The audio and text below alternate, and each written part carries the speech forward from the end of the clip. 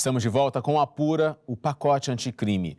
Durante o nosso programa já falamos sobre juiz de garantia, sobre a excludente de ilicitude, sobre a confidencialidade entre cliente e advogado. E agora, o assunto deste bloco, quem vai passar para a gente é o Vinícius. Diga aí. Anderson, nós vamos falar agora sobre a validação de provas e flagrantes de policiais disfarçados e infiltrados. Será que existem regras para esse tipo de atitude? Ou será que tem algum limite? Vamos acompanhar agora na matéria.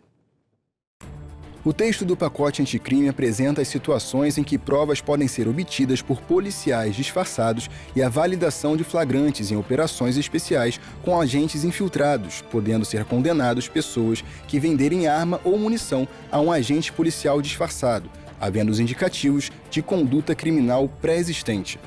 O pacote também regulamenta a atuação de agentes policiais infiltrados na internet. Para que isso ocorra, deve ser demonstrado ao juiz a necessidade, os limites das tarefas dos policiais, os nomes ou apelidos das pessoas investigadas e, quando possível, os dados de conexão ou cadastrais que permitam a identificação dessas pessoas. Essa infiltração será autorizada pelo prazo de até 6 meses, renováveis até o total de 720 dias. Após esse prazo, deverá ser feito um relatório completo com o registro e a gravação de todos os atos eletrônicos praticados pelo agente. O delegado responsável pelo caso também poderá solicitar relatórios parciais da investigação, além do Ministério Público e o juiz competente. Para auxiliar na construção da identidade virtual falsa do agente, os órgãos de registro e cadastro público poderão incluir nos bancos de dados próprios as informações para a construção dessa identidade por meio de procedimento sigiloso. E o primeiro especialista a responder sobre esse tema será a doutora Fabíola Garcia, ela que é advogada criminalista. Doutora Fabíola, na sua opinião, existem condições, suprimentos materiais e pessoal suficiente para conseguir realizar uma obra de investigação com infiltrados, com uma tecnologia que possa garantir a segurança, até porque na década de 70, 80, era bem possível isso acontecer. Mas hoje em dia, com as redes sociais, é fácil a gente descobrir se é das Forças Armadas, se é policial ou não. Como é que você acha que isso vai dar certo? Sim, não acho não. Eu não acho não. É uma forma de trabalho, mas primeiro você precisa mexer numa estrutura toda da polícia, porque, infelizmente, da mesma forma que eu defendo policiais, eu também, vamos dar a César o que é de César.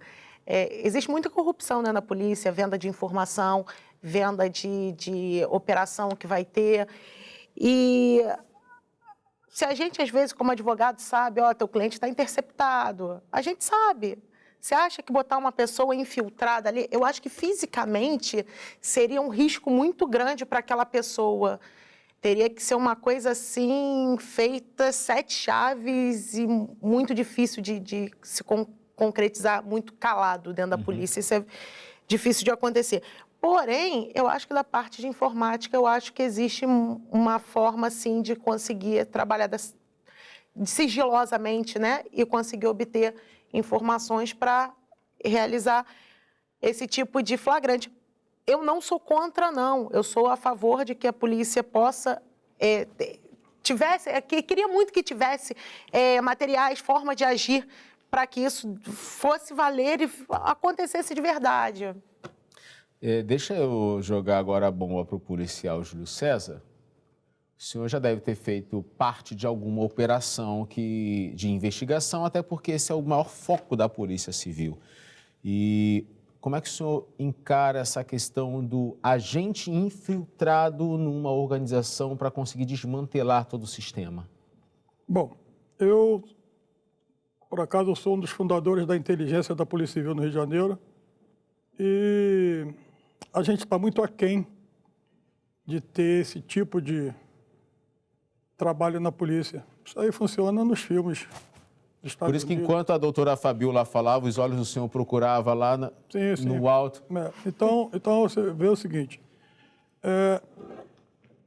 existem comentários que as quadrilhas fazem um teste de fogo para os seus novos recrutas.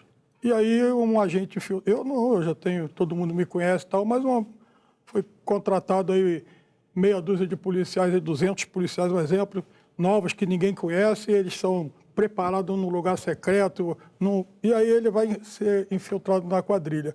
Aquele policial vai ter que roubar, matar, vai ter que traficar, vai ter que usar droga, e aquele policial, qual vai ser a moral que ele vai ter para acusar aquele pessoal ali? Ele é criminoso igual. Então, eu acho o seguinte, eu acho que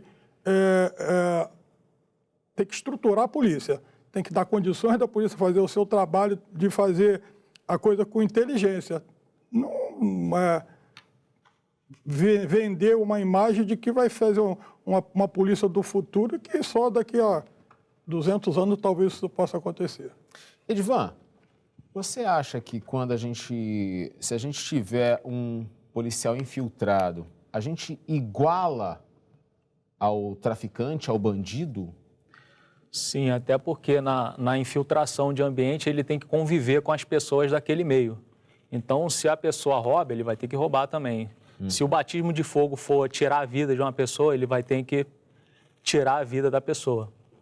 E quanto aos meios materiais, pelo menos na investigação particular, os mecanismos, os dispositivos são de baixa qualidade. Então, para isso, acho que caberia um intercâmbio com serviços secretos de outros países para buscar técnica.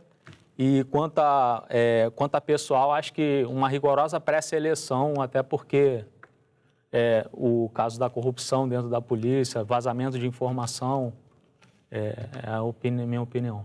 Agora eu vou tirar uma curiosidade minha, não tem nada a ver com o programa. O policial Júlio César tem toda uma corporação que o protege durante uma investigação. E o detetive particular? O detetive particular, a preferência dele trabalhar em casos de natureza não criminal. Por exemplo, uma infidelidade conjugal, localização de uma pessoa. Quando o assunto é criminal... Mas a localização da pessoa também pode estar ligada a algo do crime. Aí tem que ser comunicado à autoridade policial. O detetive particular só atua no caso criminal com a autorização da autoridade policial. Tá aí. Leonardo Souza, um dos projetos do pacote anticrime é a criação de um banco de DNA. Você é empreendedor. Hoje nós temos rede de cadastros de diversas formas. Aqui muitas pessoas conhecem o Detran. Nós temos o sistema que é muito comum, o SPC e Serasa, que tem todas as informações. Qual é a dificuldade como empreendedor você encara isso, de conseguir linkar todos esses dados e realmente ter um banco de informações que possa favorecer nas investigações? Bem, eu vejo que esse banco de dados com base no DNA das pessoas vai ser algo positivo, porque em toda a ocorrência criminal, o infrator ele vai deixar rastros, que às vezes é muito difícil de várias tentativas que você faz em vários aspectos, seja identificação da digital, e às vezes você não vai conseguir obter êxito com essas tentativas, e talvez seu último recurso e o mais provável de você alcançar esse êxito seja com base no DNA. E com relação ao que estava sendo discorrido aqui antes, eu vejo também muito positiva a questão do policial trabalhar infiltrado. Por exemplo, eu estou escrevendo um livro com base em conceitos de antropologia etnográfica. Então, para quem está em casa, o que isso quer dizer? A antropologia ela estuda o ser humano e o comportamento do mesmo. E a etnografia é o estudo prático de cada tribo específico, assim, por assim dizer. Então, a população, através do Estado, conseguindo infiltrar um policial dentro de uma quadrilha, eu acho muito bom para a população, porque você entendendo como funciona toda a logística do crime, os pensamentos que eles vão desenvolvendo, você elimina, às vezes, um confronto armado. E você pode poupar a vida de muitas pessoas agindo dessa forma. Policial? Você falou do banco de dados. Infelizmente, a segurança pública do Brasil não se fala.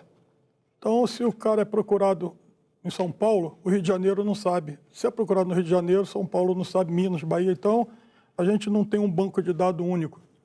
É uma porta, teria que ser uma porta que todos entrassem. E isso não existe. Então, dificilmente o cara que tem um mandado de prisão aqui foge para outro estado, ele vai ser preso, vai andar normalmente, trabalhar normalmente. Só será preso se ele se envolver numa ocorrência, bater numa delegacia e procurarem lá. Aí, tu é do Rio de Janeiro, vamos ver no Rio de Janeiro, e está aqui.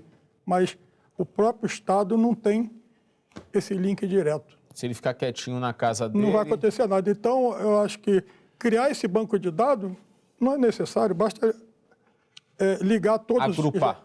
Sim. Doutora Fabiola.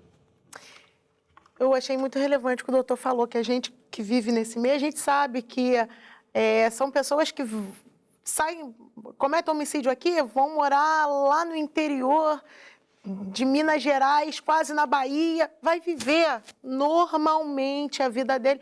Não existe uma integração nacional, às vezes não existe uma integração regional, estadual. quanto mais estadual, quanto mais nacional. Então, é muito falho, como o doutor falou, está na lei uma visão de Hollywood, mas a gente não tem estrutura nem mínima para acontecer. Doutor Rodrigo, como fica a questão dos direitos humanos? Mesmo sendo uma organização criminosa, o agente infiltrado não é usar de má fé? Não acredito que seja, não. Eu acho que a minha preocupação nesse caso é que não há estrutura para garantir que a vida desse policial e a integridade física desse policial em algo assim. Infelizmente, a gente tem estrutura para isso. O ideal seria a investigação, que a gente priorizar a investigação no Brasil para que se desbaratar diversas quadrilhas. E existem quadrilhas que não necessariamente são de tráfico de drogas, pode ser uma quadrilha, por exemplo, de tráfico de animais, que não necessariamente tem um batismo de fogo e que possa, essa lei específica, ajudar nesse sentido, né? Mas, especificamente, eu acredito que o principal é a garantia da segurança pública, do direito de segurança pública das pessoas. Acho que toda a ação policial deve ser garantida e embasada em cima disso, e também da integridade de seus agentes. Infelizmente, pela estrutura que a gente tem hoje no Brasil, seja por conta da corrupção, seja por conta da baixa questão de equipamento e tudo mais que os policiais têm hoje, uma lei como essa iria expor ainda mais a vida dos agentes públicos. Isso é algo negativo e a gente entende que qualquer coisa que possa vitimar policiais é algo negativo. Pedro Portela, você, na sua opinião, acredita que se nós não conseguimos ter a estrutura para um policial fazer a investigação fisicamente, portado como policial, reconhecido como policial, falta um caminho muito longo para chegarmos ao ponto de termos um agente infiltrado ele ter segurança para isso? Desculpe interrompê-lo. Eu acho que é realmente um caminho muito perigoso, não só durante a investigação, acho que após a investigação, esse policial também vai estar marcado de uma forma ou de outra. Eu tento ver de uma maneira talvez um pouquinho mais positiva que esse talvez é um pontapé inicial para que se haja uma estruturação melhor da polícia, mas acho que realmente ainda está anos e anos aquém do que deveria ser para que um policial possa sujeitar a vida dele a esse risco. Bom, esse foi um dos pontos que a gente tratou aqui no pacote anticrime. Olha, se nós pudéssemos conversar sobre todas as páginas do pacote, a gente precisaria aí de pelo menos umas 6 a 8 horas do nosso programa. Esses foram os pontos que mais se destacaram e teve mais conversas, né, ao longo do finalzinho do ano, quando o pacote anticrime foi sancionado e passou a valer já na nossa sociedade.